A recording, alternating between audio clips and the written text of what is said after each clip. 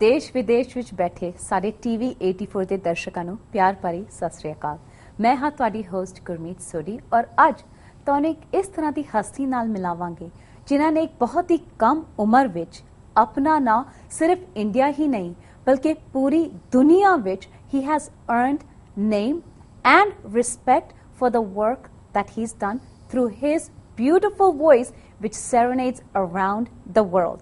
ਔਰ ਉਸ ਦੇ ਨਾਲ ਹੀ ਉਹਨਾਂ ਨੇ ਹੁਣ ਅਮਰੀਕਾ ਵਿੱਚ ਆਪਣੇ ਸ਼ੋਜ਼ ਕਰ ਰਹੇ ਨੇ। At this moment, he's touring around America, and with that, he's also preparing to enter the Hollywood world.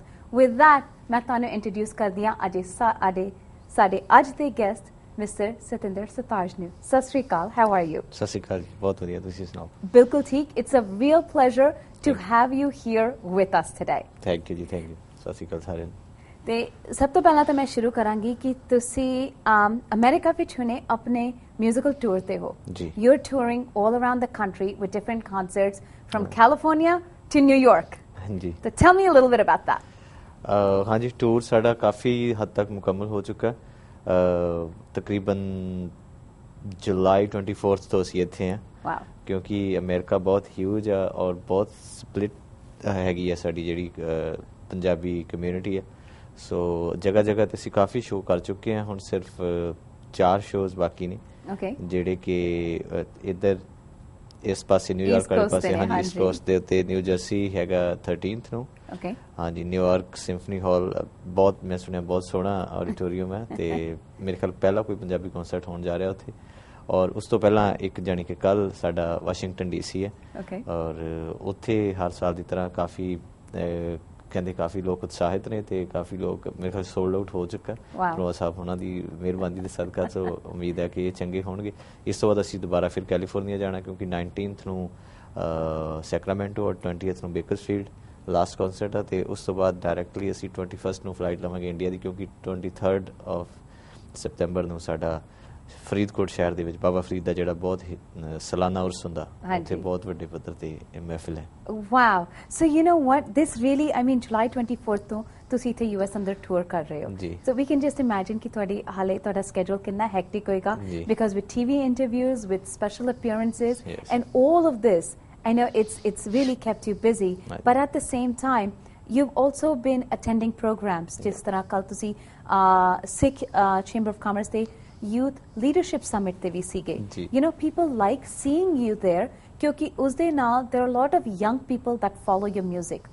ਤੁਹਾਡਾ ਮਿਊਜ਼ਿਕ ਇੱਕ ਇਸ ਤਰ੍ਹਾਂ ਦਾ ਸੂਫੀ ਮਿਊਜ਼ਿਕ ਹੋ ਗਿਆ ਹੈ ਕਿ it's not the old type of music, it's like a fusion Sufi music but it's really nice because it connects to people ਜਿਹੜੇ ਇੱਥੇ ਦੇ ਜੰਮੇ ਪੱਲੇ ਵੀ ਨੇ ਉਹ ਵੀ ਤੁਹਾਡੇ ਮਿਊਜ਼ਿਕ ਦੇ ਇੰਡੀਆ ਤੋਂ ਬਾਹਰ they are really following and connecting to you.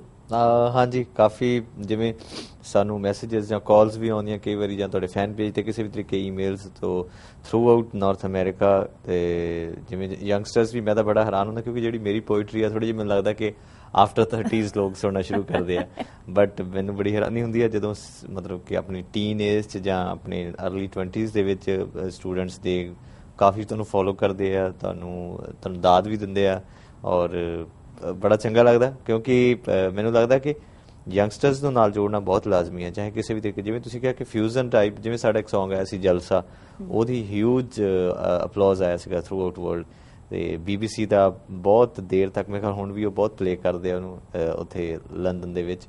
ਸੋ ਉਸ ਤਰ੍ਹਾਂ ਦੇ ਗਾਣੇ ਸਾਡੇ ਬਹੁਤ ਸਾਰੇ ਹੈਗੇ ਜਿਵੇਂ ਯਾਮਾ ਆ ਉਹ ਤਾਂ ਯੰਗਸਟਰਸ ਉਹਦੇ ਕਰਕੇ ਕਈ ਵਾਰੀ ਆ ਜਾਂਦੇ, ਬਿੱਲੋ ਜੀ ਇਸ ਤਰ੍ਹਾਂ ਦੇ। ਬਟ ਜਿਹੜਾ ਮੇਰਾ tone and texture of poetry and music ਆ ਉਹ ਮੈਜੋਰਿਟੀ ਹੈਗਾ ਸਾਰਾ ਲਿਰਿਕਲ ਪੋਇਟਿਕ, ਥੋੜਾ ਜਿਹਾ slightly meaningful sometimes.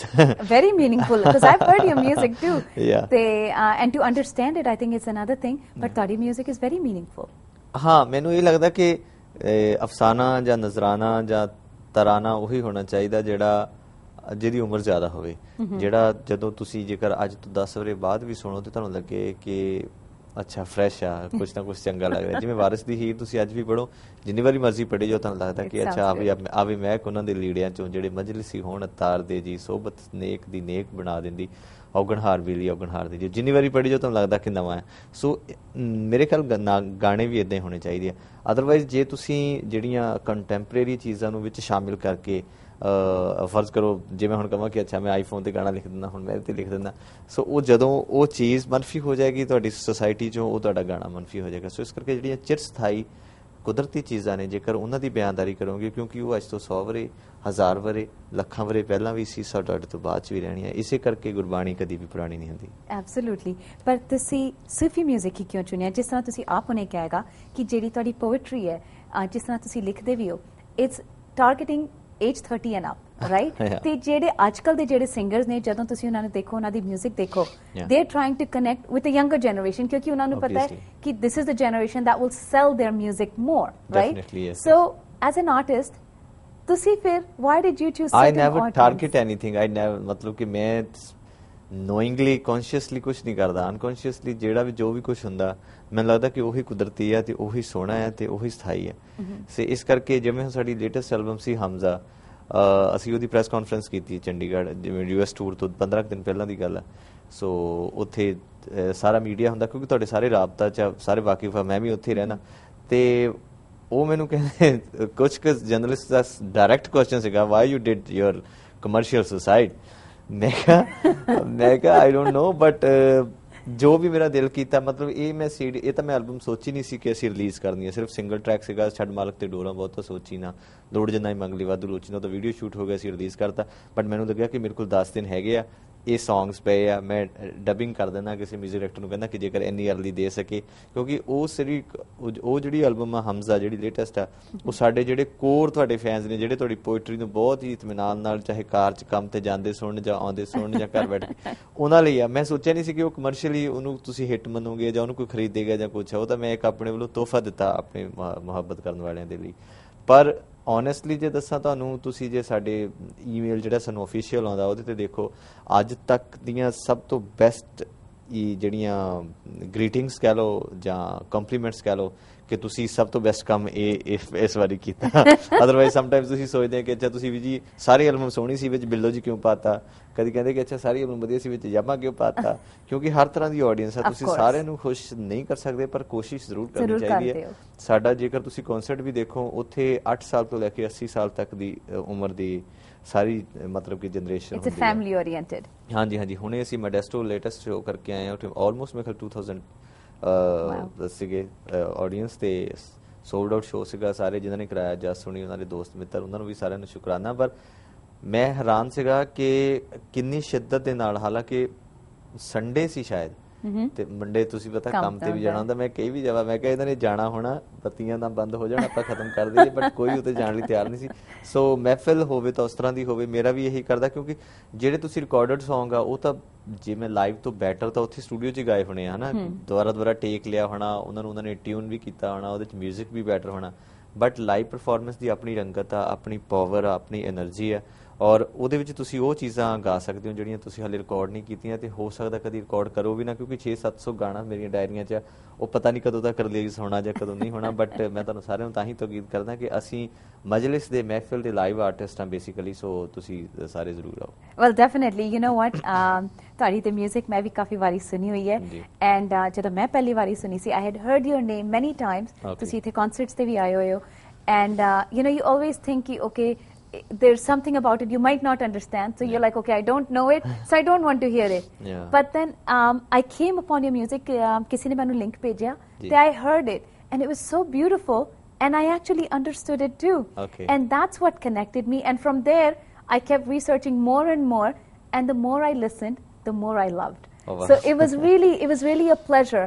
But I would love to hear ki jehdi tusi inne pyar naal apne dil to jehde tusi keh rahe ho tusi album ਔਰ ਗਾਣੇ ਲਿਖੇ ਨੇ, ਉਸੇ ਸਾਨੂੰ 2 ਲਾਈਨਾਂ ਸੁਣਾਓ, because I might not have heard those. ਹਾਂਜੀ, probably ਹਾਂ, ਮੈਂ ਤੁਹਾਡੀ ਗੱਲ ਦਾ ਛੋਟਾ ਜਿਹਾ ਜ਼ਰੂਰ ਜਵਾਬ ਦੇ ਦਿੰਦਾ ਕਿ ਜਿਹੜੀਆਂ ਸਾਡੀਆਂ ਐਲਬਮਸ ਅੱਜ ਤੱਕ ਆਈਆਂ, ਕਿਉਂਕਿ ਅਮਰੀਕਾ ਜਾਂ ਨਾਰਥ ਅਮਰੀਕਾ ਦੇ ਵਿੱਚ ਪ੍ਰੋਬਲਮ ਇਹ ਹੈ ਕਿ ਹੁਣ ਇੱਕ ਤਾਂ ਫਿਜ਼ੀਕਲ CD ਦੀ ਤਾਂ ਸੇਲ ਇੰਡੀਆ 'ਚ ਵੀ ਨਹੀਂ ਹੈਗੀ, ਇੱਥੇ ਤਾਂ ਚਲੋ ਕਿੱਥੇ ਪਹੁੰਚਣੀ ਹੈ, ਬਟ ਜੇਕਰ ਤੁਸੀਂ ਜਾਓ ਓਰੀਜਨਲ ਸਾਡੀ CD ਫਿਜ਼ੀਕਲੀ ਖਰੀਦੋ, तो ਉਹਦੇ ਵਿੱਚ ਇੱਕ ਬੁਕਲੇਟ ਹੁੰਦੀ ਹੈ। ਮੇਰੀਆਂ ਅੱਜ ਤੱਕ ਜਿੰਨੀਆਂ ਵੀ ਐਲਬਮਸ ਆਈਆਂ, ਮਤਲਬ ਇਹ ਨਹੀਂ ਮੈਂ ਕਹਿਣਾ ਚਾਹੁੰਦਾ ਕਿ ਵੀ I am the only artist, ਸ਼ਾਇਦ ਹੋਰ ਵੀ ਹੋਣਗੇ, ਬਟ ਅਸੀਂ ਬਹੁਤ ਜ਼ਿਆਦਾ ਮਿਹਨਤ ਕਰਦੇ ਹਾਂ ਉਹਦੇ ਲਈ, ਸਪੈਸ਼ਲੀ ਕਿਉਂਕਿ ਉਹ ਕਲੈਕਟਰਸ ਐਡੀਸ਼ਨ ਹੁੰਦਾ ਅੱਜ ਕੱਲ੍ਹ ਤਾਂ ਜੋ ਅਸੀਂ ਬਣਾਉਂਦੇ ਉਹਨਾਂ ਲਈ। ਸੋ ਉਹਦੇ ਵਿੱਚ ਬੁਕਲੇਟਸ ਹੁੰਦੀ ਹੈ, ਉਹਦੇ ਵਿੱਚ ਟਰਾਂਸਲੇਸ਼ਨ ਹੁੰਦੀ ਹੈ ਸਾਰੇ ਸੌਂਗ ਦੀ, ਰੋਮਨ ਸਕ੍ਰਿਪਟ ਦੇ ਵਿੱਚ ਪੰਜਾਬੀ ਸੌਂਗ ਲਿਖੇ ਹੁੰਦੇ ਆ, ਜਿਵੇਂ ਹਮਜ਼ਾ, ਹੱਕ, ਹਕੂਕ, HAMZA, HAQ, HAQOOQ हमजा हक हकूक वसीला। सो ताकि ਜਿਹੜੇ ਇੱਧਰ ਦੇ ਬੌਰਨ ਬੱਚੇ ਆ ਜਿਹੜੇ ਗੁਰਮੁਖੀ ਸ਼ਾਇਦ ਨਹੀਂ ਪੜ੍ਹ ਸਕਦੇ ਹੋਣ ਬਟ ਪੰਜਾਬੀ ਸਮਝਦੇ ਤੇ ਬੋਲਦੇ ਆ ਉਹਨਾਂ ਦੇ ਲਈ ਅਸੀਂ ਟ੍ਰਾਂਸਲੇਸ਼ਨਸ ਵੀ ਦਿੰਦੇ ਹਾਂ। That's a great way to connect them. So let's hear.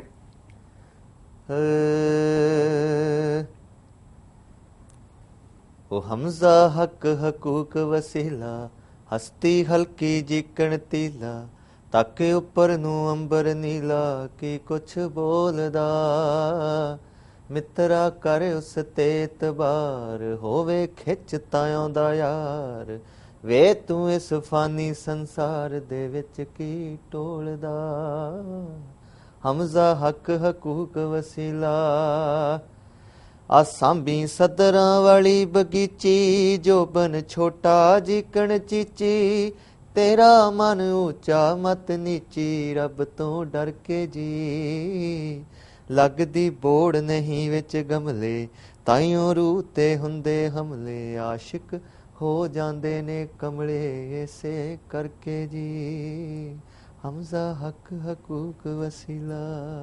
Beautiful, beautiful. You know what? For all our viewers ਜਿਹੜੇ ਸ਼ੋ ਦੇਖ ਰਹੇ ਨੇ ਮੈਂ ਇਹ ਗੱਲ ਤੁਹਾਨੂੰ ਪਰਸਨਲੀ ਕਹਿ ਸਕਦੀ ਹਾਂ ਹੁਣ ਕਿ CD ਤੇ ਸੁਣਨਾ ਇੱਕ ਗੱਲ ਹੈਗੀ ਕਾਰ ਵਿੱਚ ਸੁਣਨਾ ਇੱਕ ਗੱਲ ਹੈ live in person sunna is totally different. So make sure you don't miss his concerts. जिन्ने भी बच्चे ने make sure you all do attend it. और उस दिन आलिए से एक छोटा जा ब्रेक लेके हुने ही वापस आने. So stay tuned. We'll be right back.